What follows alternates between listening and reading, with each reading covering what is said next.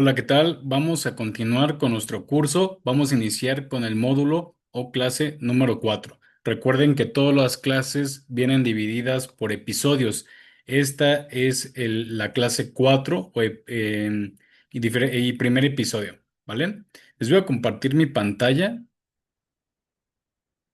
para dar inicio con esta presentación que el día de hoy vamos a estar viendo la interpretación de datos bioquímicos.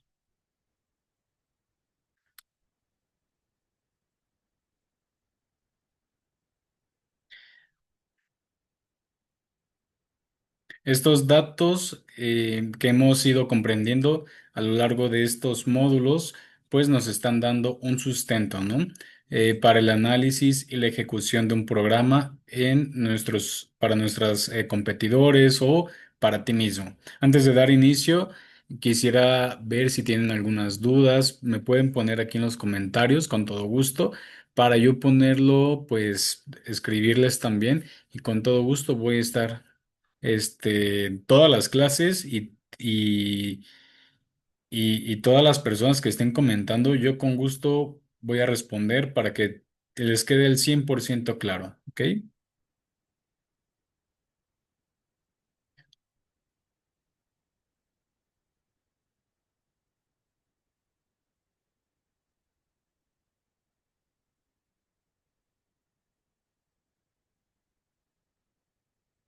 Ok, se clasifican en tres partes: química sanguínea, examen general de orina y biometría hemática. Ok, en esta parte pues se va a estar viendo todo cómo se va a ir comprendiendo, relacionándolo, cómo se puede llegar a alterar cada uno de los factores que uno llega a predeterminar en la preparación de un atleta, ¿no? Muy bien, ahora, entre los datos más relevantes de una química sanguínea, encontramos los valores de glucosa, triglicéridos, colesterol total, ácido úrico, de la urea y de la creatinina. Con ello, estos son los valores relativamente recomendados que una persona debe de tener. Identificamos que se encuentra la glucosa con una variable entre 70 y 100 miligramos por decilitro de sangre. Ahora, ¿qué ocurre con ello? Ante las alteraciones que puede llegar a tener la glucosa en una persona, se va a dar principalmente por cuestiones o características sobre la ingesta de los alimentos, principalmente entre los carbohidratos, que es más probable que alguien que esté sano, entre comillas, y que practique esta disciplina deportiva pueda presentar niveles más bajos de glucosa. ¿Por qué? Porque al final por cuestiones alimenticias llegan a realizar una frecuencia muy baja entre los grupos de carbohidratos. ¿Por qué? Porque casi siempre, pues bueno, dependiendo de la etapa de la preparación, podamos indagar en que al tener un menor consumo de carbohidratos, pues la glucosa puede estar más bajo en estos valores, ¿no? En lo que se conoce como un estado hipoglucémico también, que esté igual o muy bajo a 70 miligramos por decilitro de sangre. Para ello, con esto tendremos que estarnos monitoreando la glucosa con glucómetro. ¿Qué ocurre aquí? Siendo realistas, cada uno de nosotros, si no trae uso de alguna química, de algo externo, podamos quizá requiriendo un valor para control. ¿Por qué? Porque al final ustedes que van a tener las bases o el sustento para la prescripción de una dieta entre esta población, que es la finalidad de la certificación o de esta parte de nutrición, ¿no? ¿Cuál es la problemática aquí? Que ustedes vayan a tener esta decisión, digámoslo de esta forma, en la que ustedes ahora sí quieran dedicarse a la prescripción de alimentos, si tiene una persona diabetes, algún cuadro de enfermedad, alguna situación, ¿no? Quizá no sería lo correcto. ¿Por qué? Porque los valores ya tienen que estarse adaptando a la cuestión del alimento. Entonces, hay que comprender que la finalidad, que la población a la que vamos a estar trabajando es, pues, prescripciones alimenticias a personas que tengan una preparación dirigida hacia la prescripción de la musculación, entre ellos, ¿no? no población que tiene alguna enfermedad y que practica la musculación, ¿vale? Son dos contextos completamente diferentes.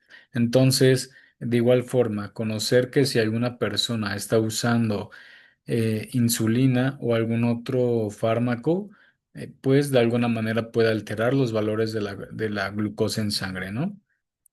Ahora, el siguiente dato que encontramos aquí es triglicéridos, que debemos estar igual o por mucho menor a 150 miligramos por decilitro de sangre.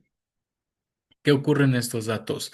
Al final, el incremento de los triglicéridos se va a dar por la frecuencia de ácidos, perdón, de grasas saturadas o bien un exceso de carbohidratos.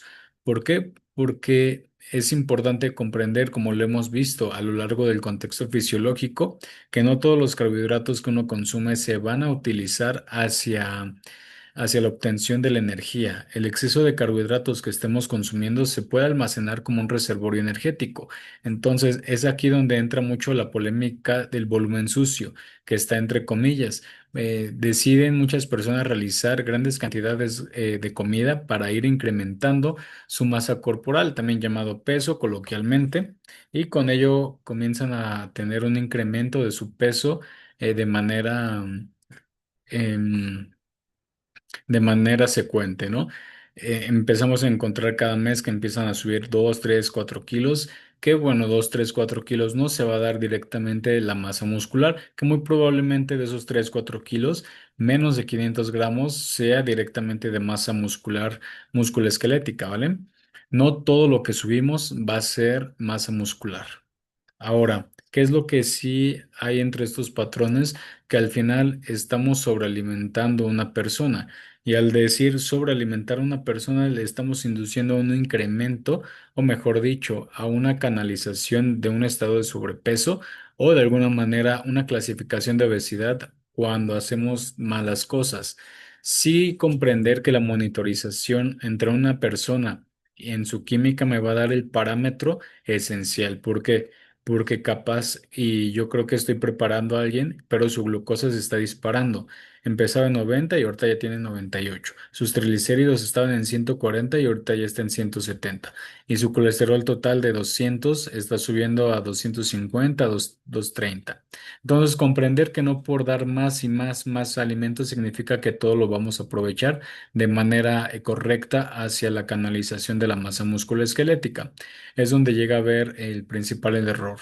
Y conocemos más de una persona que en su preparación de volumen llegan a tener un desarrollo de 20, 25 kilos, pero vaya, empiezan en 70 y suben hasta 95. Y ya cuando comienzan a competir, están en 75. Entonces decimos, pues realmente lo que subiste es de 5 kilos, probablemente esos 20 de adaptaciones fisiológicas no fue algo completamente sano. Conocer que la travesía que puede llegar a tener las variables en cada persona puede llegar de alguna manera a alterar el sistema. Ahora, entre el contexto del colesterol total, pues bueno, es importante saber que para la formación de testosterona necesitamos valores óptimos de ingesta de colesterol. Entonces, ¿qué es lo que se llega a encontrar? Muchas veces las personas privan su alimentación de ácidos grasos en monoinsaturados, ¿no? Ingesta de omegas, ingestas de grasas mono o poliinsaturados. Ahora, conocer que el colesterol no nos los va a incrementar el huevo, es la realidad. El colesterol total se va a dividir por el HDL y el LDL. El HDL es el de alta densidad y, y este colesterol es el que tentativamente siempre va a estar por arriba de sus parámetros, mientras que el LDL se debe de encontrar lo más bajo posible. ¿Por qué? Porque el de baja densidad es el que puede generar, o mejor dicho, ocasionar alguna alteración en las vías, en las arterias, una enfermedad coronaria también conocida. Ahora, muy probablemente vamos a conocer a alguien que tenga un valor de 200, 205. Y no significa que ya por ello va a estar enfermo, va a haber alguna alteración específica o algo por el estilo. ¿Por qué no? Probablemente no sea así. Quizá nada más la persona pueda tener alguna alteración de este valor, por alguna situación en un incremento en su peso, incremento deficiencias de la parte cardiovascular, alteraciones lipídicas y demás. Y de ahí se encuentran los otros tres valores, ácido úrico, urea y creatinina, que tentativamente estos tres puedan ser desecho o metabólicamente por la ingesta de proteínas, muy probablemente sí, pero tenemos que saber que al final, como vamos a llevar una dieta tentativamente rica en proteínas, la persona probablemente tengamos que manejar un valor óptimo de proteína. ¿Por qué? Porque no todas las personas que llegamos a conocer van a requerir 2.5, 3 gramos de proteína por kilo de peso. Probablemente no los necesite y para ello tengo que conocer qué tanta proteína está consumiendo esta persona, que lo iremos haciendo paso a paso, ¿no? Ahora, entre el ácido úrico nos marca de 3.7 a 7 miligramos por decilitro, la urea 16.6 a 48.5 y la creatinina de 0.7 a 1.2. Es muy probable que las alteraciones proteicas, es decir, una mayor incremento de proteína puede ser un poquito en incremento, ¿no? Si se encontraba una persona entre un 30, probablemente ahí venga en 40. Pero pues, puede ser que tenga un dato en un 50, 52, 55. La creatinina de 1.2 o 2.5. Y hacia las 3 la creatinina pues, se concentra, pues ya tenga que acudir con su médico para monitorear qué está ocurriendo de esta forma.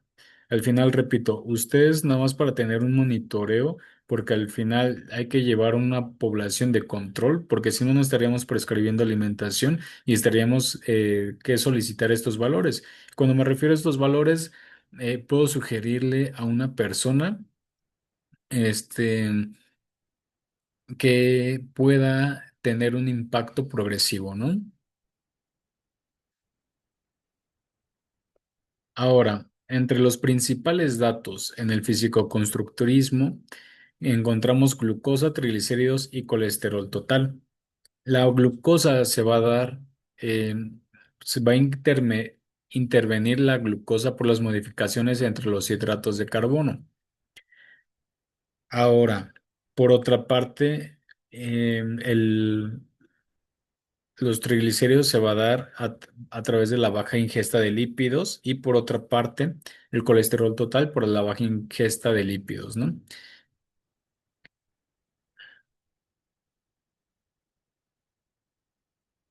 Si ustedes han llegado a tener alguna experiencia en cuestión de una preparación o si han estado con un nutriólogo o nutrióloga, pues me gustaría saber cómo ha sido su preparación y su forma de cómo se alimentan. Si les han pedido también alguna vez, pues esta parte de su química para que sepan cómo salieron, qué están, qué están en incremento, etcétera.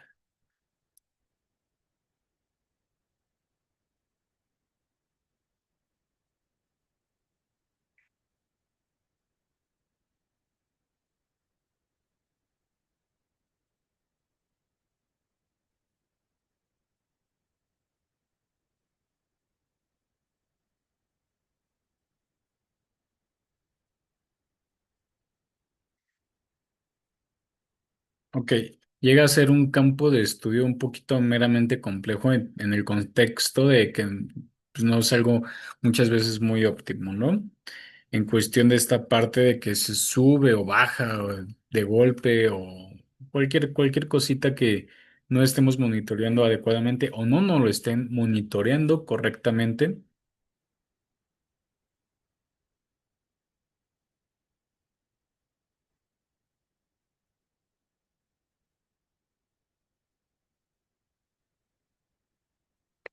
Ahora, entre ello, pues bueno, tenemos que saber que si llegamos a tener alguna dieta muy baja entre estas dos macromoléculas del principal dato, pues vamos a escuchar mucho esta parte de a mí me funcionó, metformina, no me pasó nada, insulina.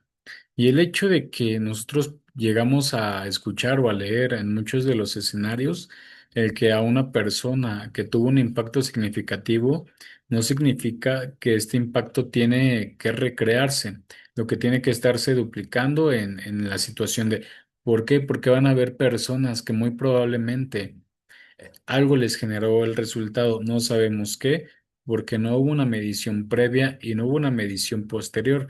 Entonces, lo que no podemos medir, no podemos determinar qué exactamente funcionó. Para ello, tenemos que generar estrategias para que realmente haya un impacto significativo.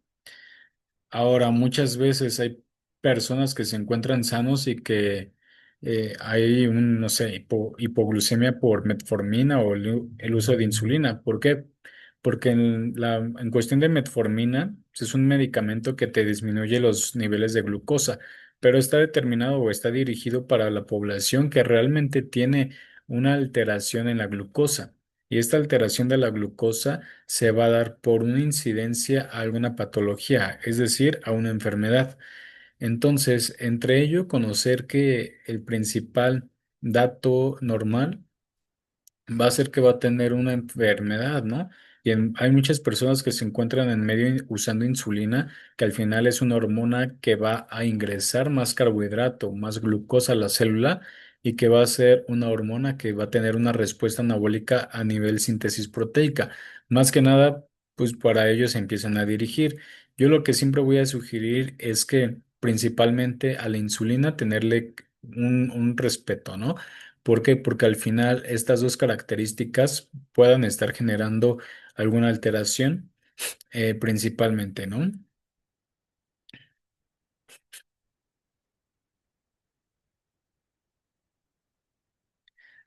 Ok, hemos escuchado el no pasó nada, que siendo honesto, no porque en ese momento nos hayamos sentido mal, no haya generado alguna alteración. Para determinar que hubo alguna modificación, pues tentativamente tenemos que estar consumiendo algo de manera más específica. Ahora, ¿ustedes qué tanto consideran cada cuánto deben de monitorearse?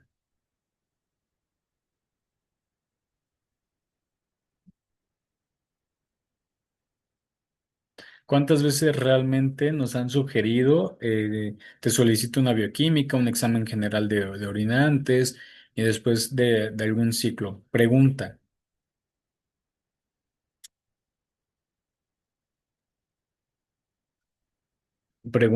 Esto, bueno, ¿cada qué se los deben de estar realizando? Realmente, ¿cuántas veces hemos escuchado que necesiten estos exámenes? ¿O quién realmente conoce que se haya hecho estos estudios antes o después de? Muy probablemente de 5 o 10 usos de fármaco. eh, pues con ello no solamente, pues, hay que conocer los datos generales, pero pues, el principal perfil que tengamos que estar utilizando sea el perfil de testosterona. Es decir, mandarle a una persona que se haga un estudio de testosterona previo y después de la terapia, ¿no? No después de usar fármaco, de la terapia. Y sí con ello cuantificar qué tanto ha impactado. ¿Por qué? Porque imagínense que después de que alguien haya usado el uso de fármaco y después que haya usado una terapia de pociclo, eh, X terapia, tenga menos cantidad de testosterona. Oye, usaste más sintética y ahorita ya tienes menos de la que tenías normalmente. Técnicamente tendríamos que estar solicitando por lo menos una vez al año este tipo de estudios sin que la persona esté usando alguna cuestión de fármaco.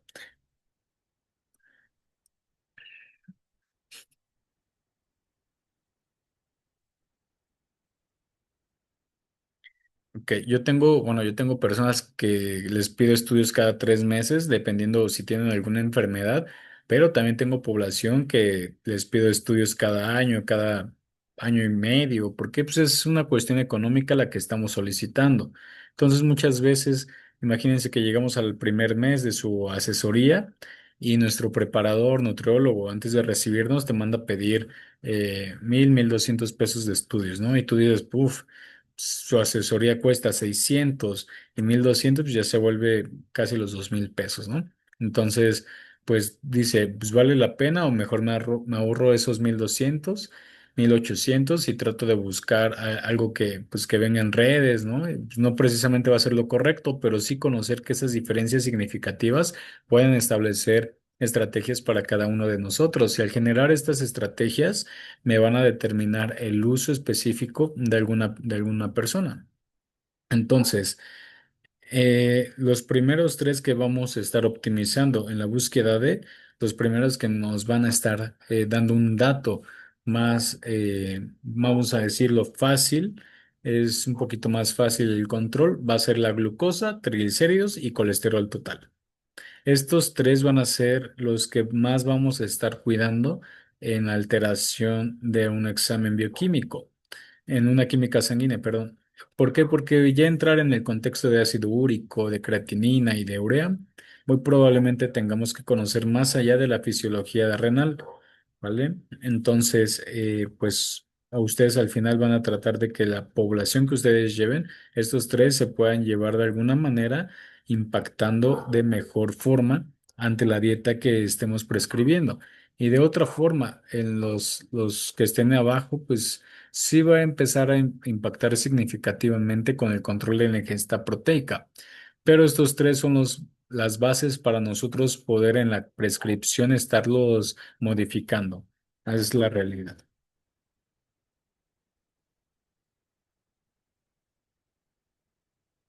En ocasiones llegamos a creer que por estar magro es sinónimo de estar sanos y no es así. De hecho, tenemos que dejar de creer que la baja adiposidad, porcentaje de grasa o sumatoria de pliegues que estemos tomando es un sinónimo de que una persona se encuentra sano. ¿Por qué? Porque muy probablemente la persona tenga alguna alteración fisiológica, bioquímica y demás y se encuentre muy, muy mal. Pero como casi no hay esta cultura en solicitar exámenes bioquímicos, entramos en un tabú, en el frijolito en el arroz, que eh, pues antes de que te prepares o te pide exámenes, ¿no? Pero pues es esta cuestión. eh, Técnicamente pues es algo no muy bueno, pero pues al final hay que tratar de encaminar a nuestra población a que el sinónimo, el estar magro, tener una baja disponibilidad, porcentaje de grasa y etcétera, va a ser un sinónimo de estar completamente sano, que no siempre, o mejor dicho, nunca es de esa manera. ¿Por qué? Porque a grandes rasgos, más tarde vamos a estar hablando de un sinónimo de rendimiento físico y de estética corporal que no se asocia. ¿Ok? Entonces, hasta aquí, si hay alguna duda, pregunta, lo pueden dejar en los comentarios. Y recuerda, suscríbete y activa la campanita para que veas completo este curso, que son 10 clases en diferentes episodios. ¿Vale? Entonces, nos vemos en la siguiente clase.